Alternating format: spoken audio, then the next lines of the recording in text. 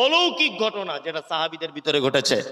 এক খন্দকের যুদ্ধ হয়েছিল, নাম শুনেছেন? খন্দকের যুদ্ধ। আল্লাহ নবী সাল্লাল্লাহু আলাইহি ওয়াসাল্লাম খন্দকের যুদ্ধের ব্যাপারে খুব চিন্তিত ছিলেন, খুব চিন্তিত। কারণ এইদিকে বেরোন, খন্দকের যুদ্ধের পজিশনটা প্রথমে আপনাকে বলি, বুঝতে সুবিধা হবে। এই গ্রামটার নাম কি? কিশোরীতলা। কিশোরীতলা হচ্ছে এইখানে মুসলিমদের ঘাঁটি, আর পলাশিতে হচ্ছে মুশরিকদের ঘাঁটি। ভালো করে বুঝবেন। আর যুদ্ধটা হবে কোথায়? না, যুদ্ধটা এই জায়গাটাতেই হবে, ধরে নেন এই জায়গাটাতেই হবে যুদ্ধটা। মুসলিমরা সংখ্যায় কম, মুশরিকরা সংখ্যায় বেশি। আল্লাহ নবী সাল্লাল্লাহু আলাইহি ওয়াসাল্লাম চিন্তা করছেন, তাহলে আমার সাহাবীগুলোকে সব শেষ করে দিবে মেরে, কি করা যায়?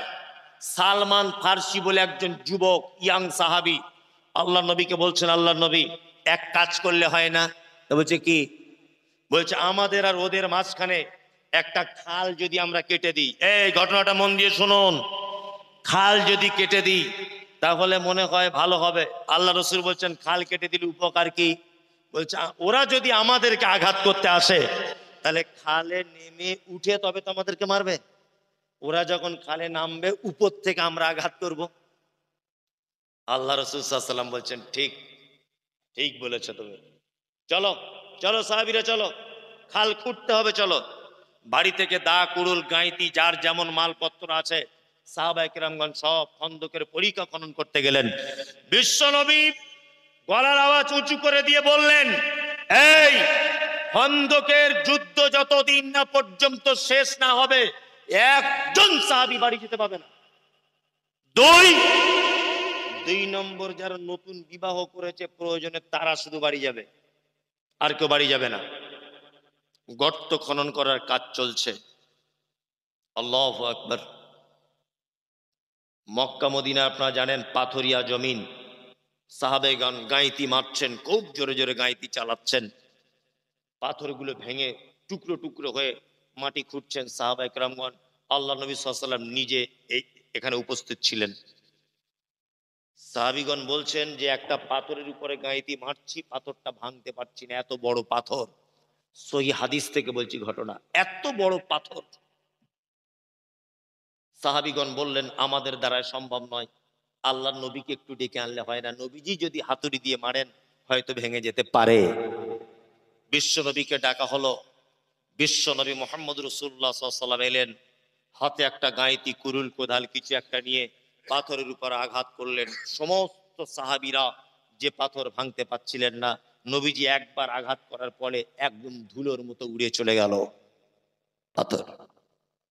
হযরতে জাবের বলে একজন সাহাবী, তিনি বলছেন যে আল্লাহ রাসূল সাল্লাল্লাহু আলাইহি ওয়াসাল্লাম পাথরে মারার জন্য যখন হাত তুললেন, আমি নবীজির পেটের দিকে তাকিয়ে দেখলাম নবীজির পেটে পাথর রাখা আছে। হযরতে জাবের এই দৃশ্য দেখে নবীজিকে জিজ্ঞেস করে বলছেন, আল্লাহ রাসূল আগে তো কোনোদিন দেখিনি আপনার পেটে পাথর, আজকে কেন? বিশ্ব নবী বললেন, জাবের আসলে এত খিদা লেগেছে যে সহ্য করতে না পেরে পেটে পাথর রেখেছি, যাতে পেটটা একটু ভারী ভারী অনুভব হয়, কষ্ট কম হবে। আল্লাহু আকবার। হযরতে জাবের নবীজির পেটে পাথর দেখে আর স্থির থাকতে পারলেন না। নবীজিকে বলছেন, জাবের আল্লাহ রসুল আপনি একটু আমাকে অনুমতি দেন, আমি বাড়ি যাব। আল্লাহ রসুল বলছেন, জাবের বাড়ি চলে যাও। হযরতে জাবের বাড়ি গেলেন, বিবিকে ডেকে বলছেন তাড়াতাড়ি করে এসো। আশ্চর্য ঘটনা, আমি নিজে চামড়ার চোখে দেখলাম বিশ্ব নবীর পেটে পাথর রাখা আছে। বাড়িতে কিছু খাবার আছে? জাবেরের স্ত্রী বলছে একটা বকরির বাচ্চা আছে, আর দুটো একটা বাচ্চা ছেলের মতো খাবারের আটা আছে।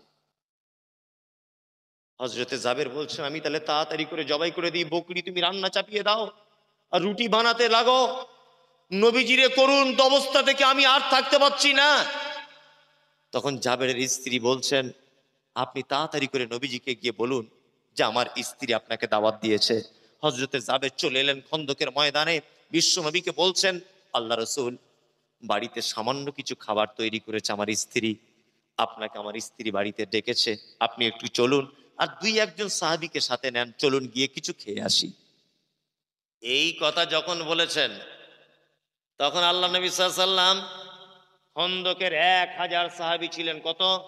1000 সাহাবীর দিকে তাকিয়ে বললেন, এ সাহাবীরা, আরে দা কোদাল কুরুল যার কাছে যা আছে নিজ নিজ স্থানে রেখে দাও, চলো জাবেরের বাড়িতে দাওয়াত খেতে যাব।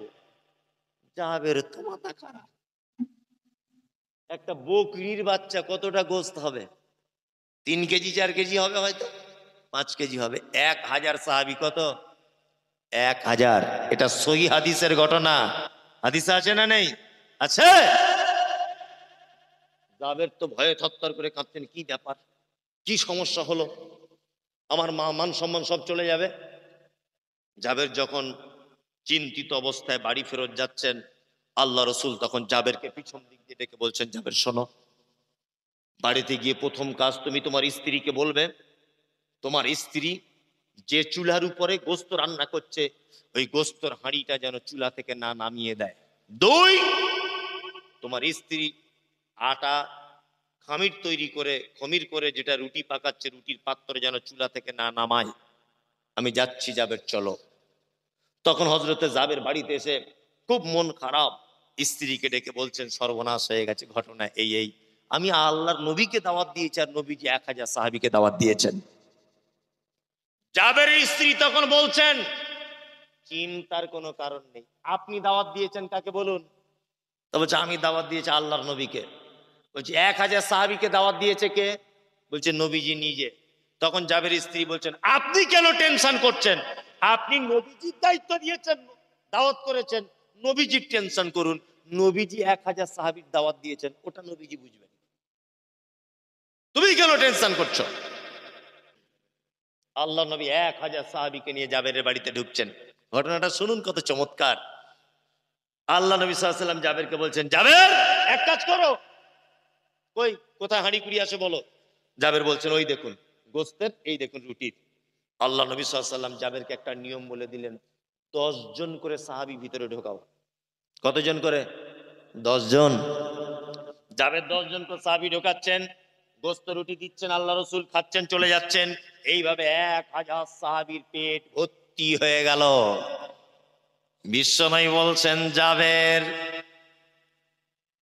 তুমি রুটি খাও, তোমার পরিবারকে খাওয়াও। হযরতে জাবের বলছেন, আমি রুটি খেলাম, আমার পরিবারকে খাওয়ালাম।